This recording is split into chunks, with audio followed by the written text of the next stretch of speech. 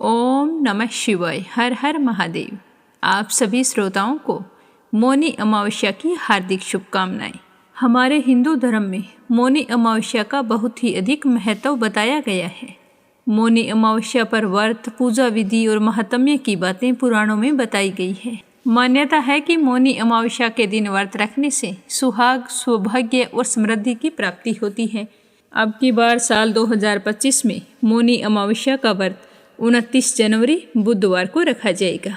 मौनी अमावस्या का व्रत हर साल माघ मास की अमावस्या तिथि को किया जाता है। मौनी अमावस्या अपने नाम के अनुसार ही मौन और साधना का व्रत है।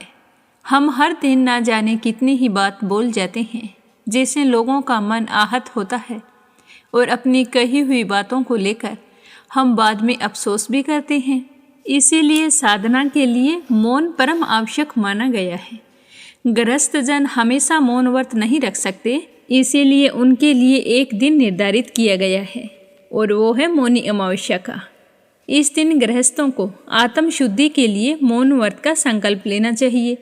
मौनी अमावस्या पर संभव हो तो पूरे दिन मौन धारण करें और मानसिक रूप से भगवान शिव और विष्णु जी का ध्यान करें। अगर आपको इस दिन कुछ बोलना ही होता है तो ध्यान रखें कि इस दिन कोई भी ऐसी बात ना कहें जिससे किसी अपने का या पराई का मन आहत हो। मौनी अमावस्या के पहले दिन माघ कृष्ण पक्ष की चतुर्दशी तिथि को शिवजी का विवाह माता पार्वती जी से तय हुआ था। अगले दिन मुनियों और देवी देवताओं ने शिव की साधना के लिए इनकी उपासना की थी। भगवान विष्णु ने देवी पार्वती के भाई बनकर उनके विवाह में भाग लेना स्वीकार किया था। और इसी दिन कहा जाता है कि सागर मंथन के समय जब असुर अमृत कलश लेकर भाग रहे थे, तब इसी दिन अमृत की बूंदें छलककर प्रयाग सहित कई स्थानों पर गिरी थी।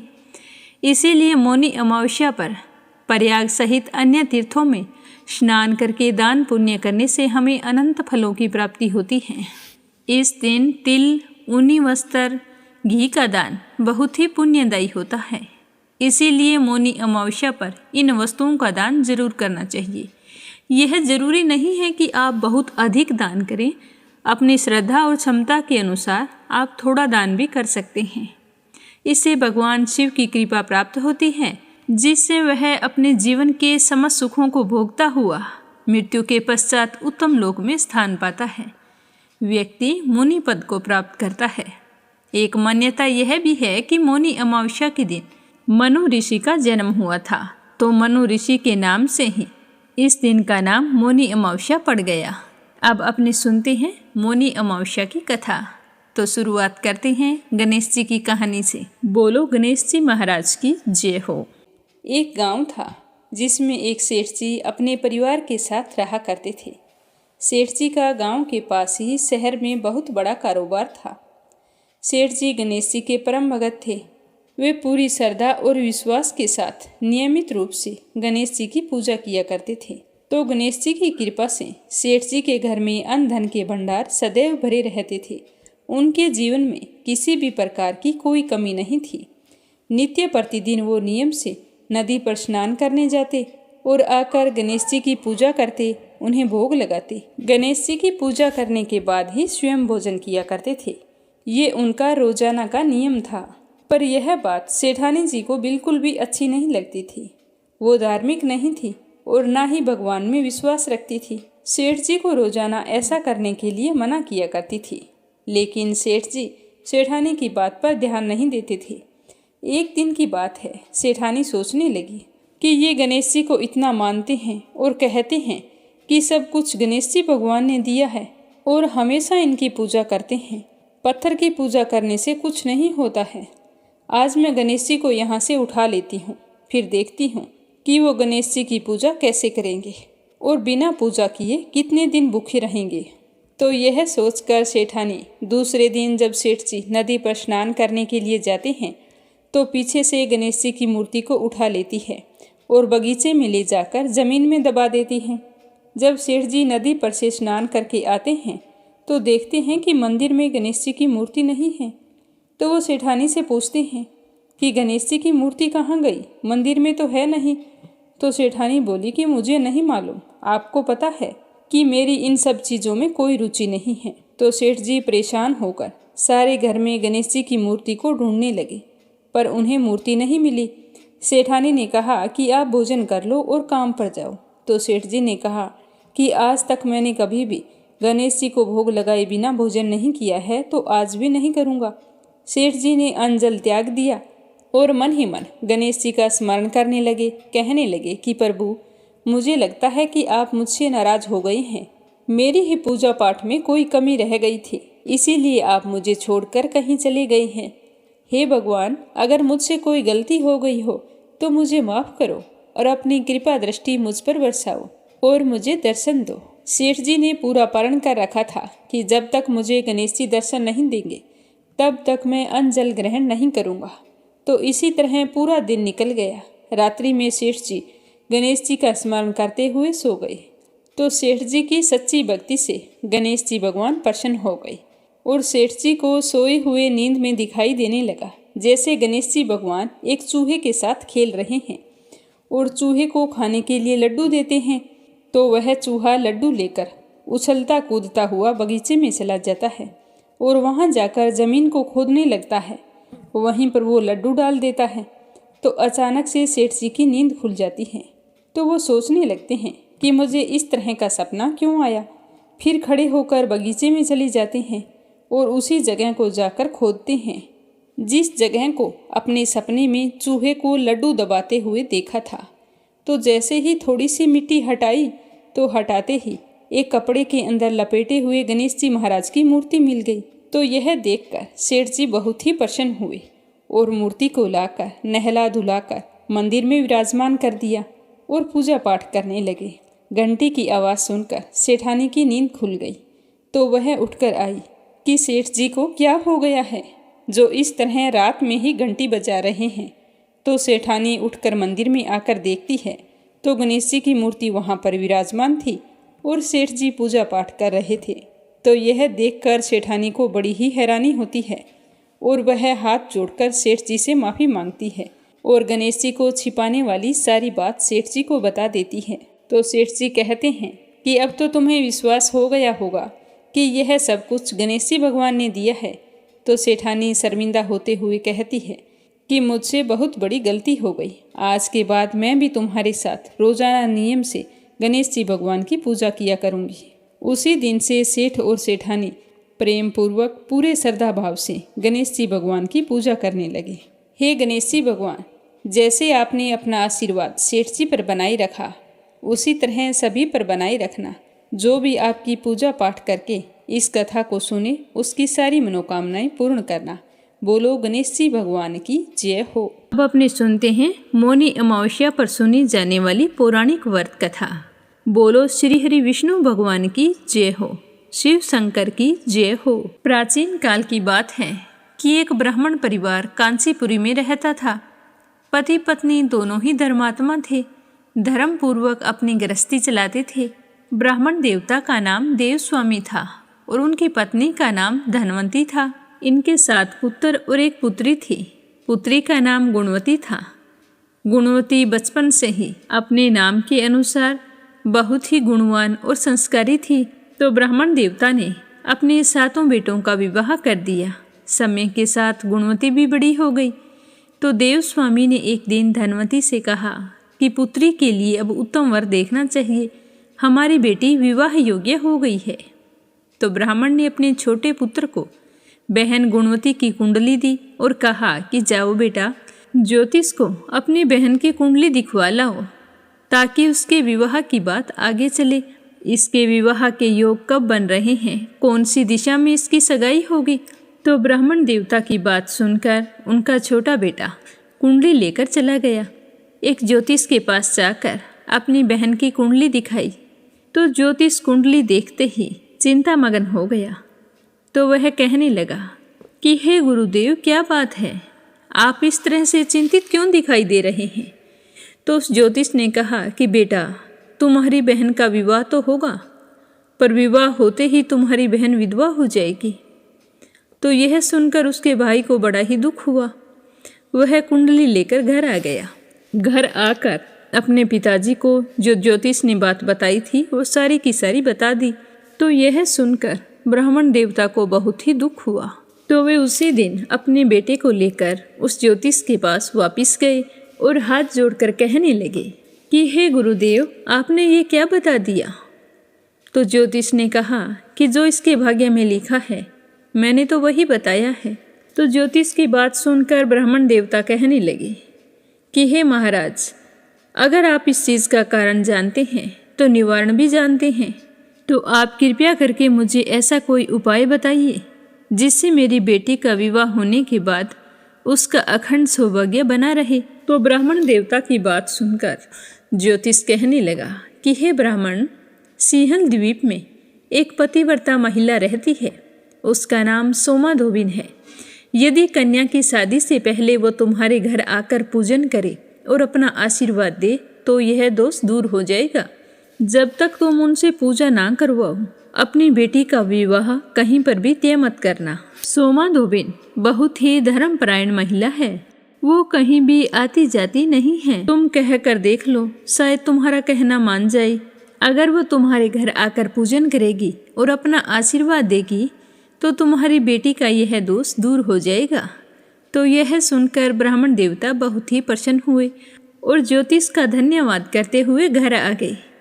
घर आकर ब्राह्मण ने अपने छोटे बेटे और अपनी बेटी गुणवती को सिंहल द्वीप भेज दिया।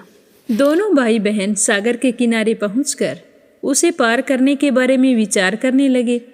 भाई कहने लगा कि बहन, समुद्र इतना गहरा और इतनी दूर तक फैला हुआ है, हम इसे पार कैसे करेंगे? हमें तो तैरना तो आता नहीं है, अगर हम इसके अंदर डूब गए तो क्या होगा?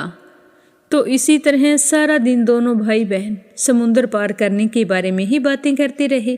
वे दोनों एक पीपल के पेड़ के नीचे बैठे थे। तो उसी पेड़ के ऊपर एक गिद्ध का परिवार रहता था। उस समय घोंसले में सिर्फ गिद्ध के 2 बच्चे थे। वे सुबह से भाई बहन की बातों और क्रियाकलापों को देख रहे थे। शाम के समय जब गिद्ध की माता बच्चों के लिए भोजन लेकर घोंसले में आई तो बच्चों ने पेड़ के नीचे लेटे भाई बहन की सारी कहानी अपनी माता को सुनाई। तो अपने बच्चों की बात सुनकर उसे उन दोनों भाई बहनों पर दया आ गई और वो अपने दोनों बच्चों से कहने लगी कि बच्चों, तुम चिंता मत करो, मैं इन्हें सागर पार करवा दूंगी। तो बच्चों ने जैसे ही अपनी माँ की बात सुनी तो उन्हें बड़ी ही खुशी हुई।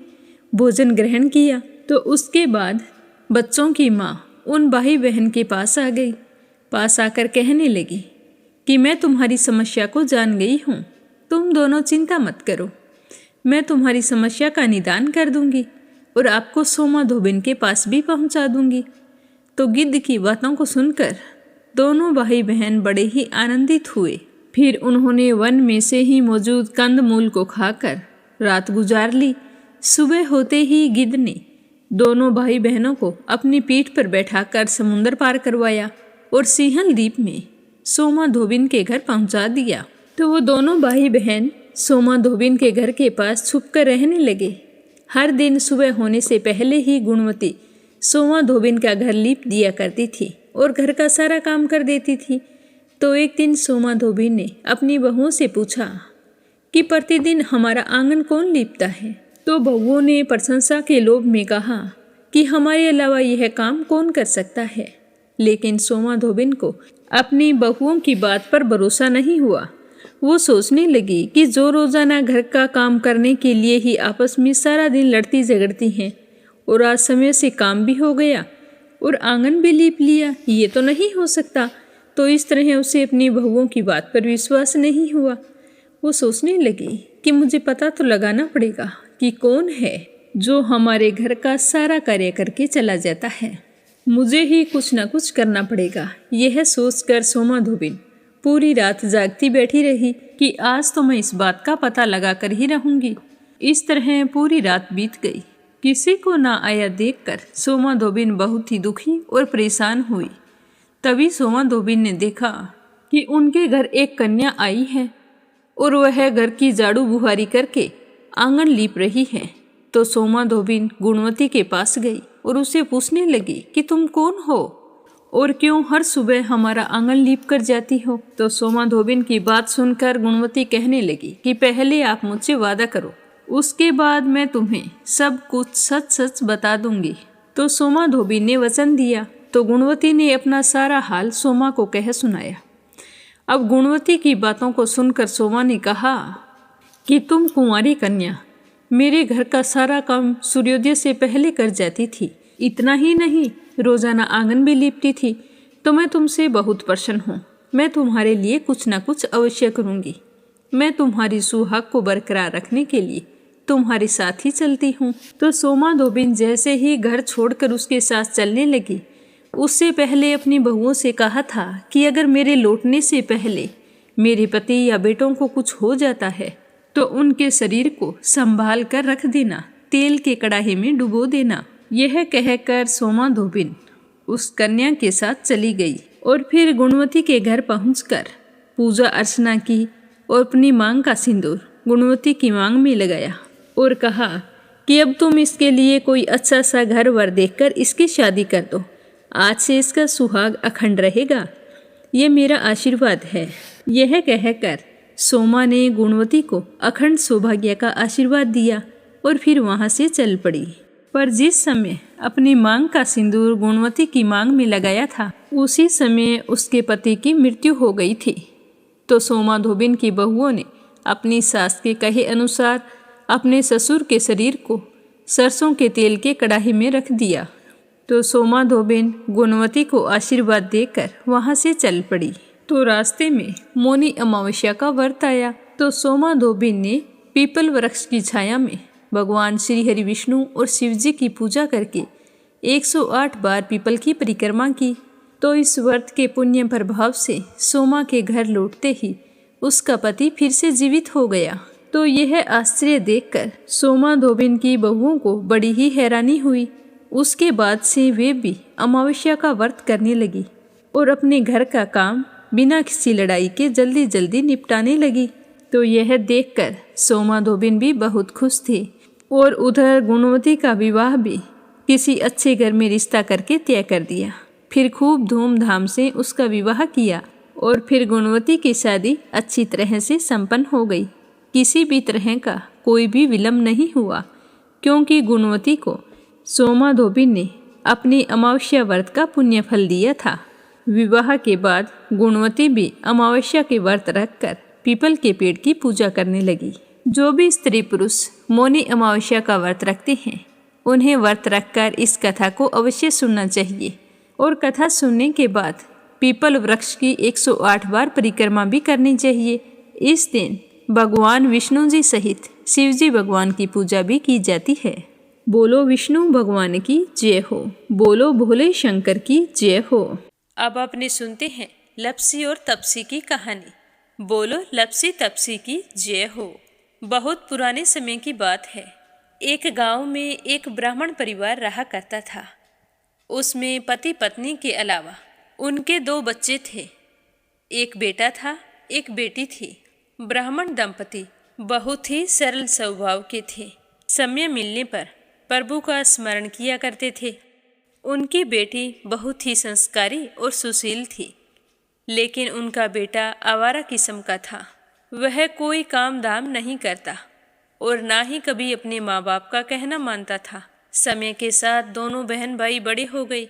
बहन की शादी कर दी गई, पर भाई का वही हाल था। उसके माँ बाप ने उसे समझाया कि बेटा, अब हम वृद्ध हो चले हैं, तुम कोई काम किया करो, लेकिन उस पर उनकी बातों का कोई असर नहीं होता था। तो एक दिन ब्राह्मणी अपने पति से कहने लगी कि स्वामी, आप बिल्कुल काम छोड़ दीजिए। जब घर में कुछ भी नहीं होगा तो यह अपनी जिम्मेदारी समझेगा और काम पर लग जाएगा। तो ब्राह्मण ने दूसरे दिन से काम पर जाना छोड़ दिया।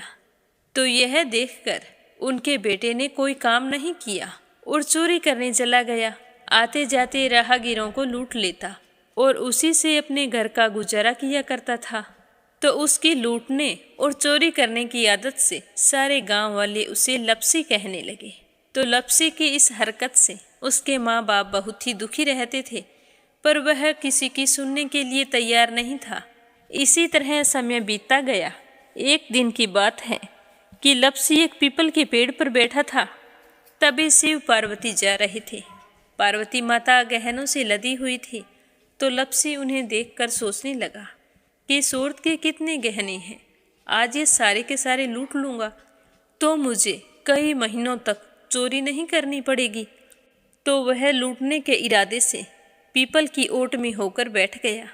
जैसे ही शिव पार्वती वहाँ से जाने लगे तो लपसी एकदम से शिव पार्वती के सामने आकर कहने लगा कि जल्दी से जितने सारे गहने पहन रखे हैं उतार दो। तो पार्वती माता कहने लगी कि तुम चोरी क्यों करती हो? तुम्हें पता है चोरी करना पाप है। तो लपसी कहने लगा कि क्या करूं? घर पर मेरे माँ बाप हैं, मेरी एक भांजी है, उनके लिए दोनों समय भोजन की व्यवस्था कहाँ से करूं? मुझे कोई काम तो आता नहीं है। तो लपसी की बात सुनकर पार्वती माता कहने लगी कि तुम जो चोरी करके पाप करते हो, इस पाप का भागी कौन बनेगा? तो लपसी कहने लगा कि मेरे घर वाले सारे बनेंगे। तो पार्वती माता कहने लगी कि कोई नहीं बनेगा, पाप के भागी केवल तुम बनोगे। तो लपसी कहने लगा कि मैं लूट खोस कर उन्हीं के लिए लेकर जाता हूँ, तो पाप के भागी तो उन्हें बनना ही पड़ेगा। तो लपसी की बात सुनकर पार्वती माता ने हंसकर कहा कि हम यहीं पर बैठे हैं और तुम अपने घर जाओ, अपने घर वालों से पूछो कि कोई तुम्हारे पाप का भागी बनेगा क्या। तो यह सुनकर लपसी भागा भागा अपने घर आया और अपनी माँ के पास गया और कहने लगा कि माँ, मैं चोरी करके लाता हूँ, राह चलते राहगीरों को लूटता हूँ, तुम्हारे लिए ही तो करता हूँ। तो तुम मुझे एक बात बताओ, चोरी करने से जो पाप लगता है तो आप मेरे पाप के भागी बनोगे? तो लपसी की बात सुनकर उसकी माँ कहने लगी कि बेटा, मैंने तो तुमसे नहीं कहा कि तुम चोरी करके लाओ, तुम कमा कर लाओ, हमें तो 2 वक्त की रोटी चाहिए, मैं तो तुम्हारी पाप की भागी नहीं बनूंगी। तो माँ के मुंह से इस तरह की बात सुनकर लपसी तो हैरान हो गया। फिर वह अपने पिताजी के पास गया और जाकर कहने लगा कि पिताजी, मैं जो कुछ भी लूट खोस के लाता हूँ वो आपके लिए ही तो लाता हूँ।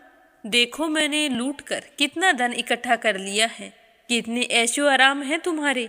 अगर मैं चोरी नहीं करता तो क्या ये सब हमें मिलता? पिताजी, मैं तुमसे एक बात पूछता हूँ कि चोरी करने से पाप लगता है, तो उस पाप में आप मेरे भागीदार बनोगे क्या? तो लपसी की बात सुनकर उसके पिताजी कहने लगे कि बेटा, मैंने नहीं कहा कि तुम चोरी करके लाओ, तुम कमा कर लाओ, मैं तुम्हारे पाप का भागी नहीं बनूंगा।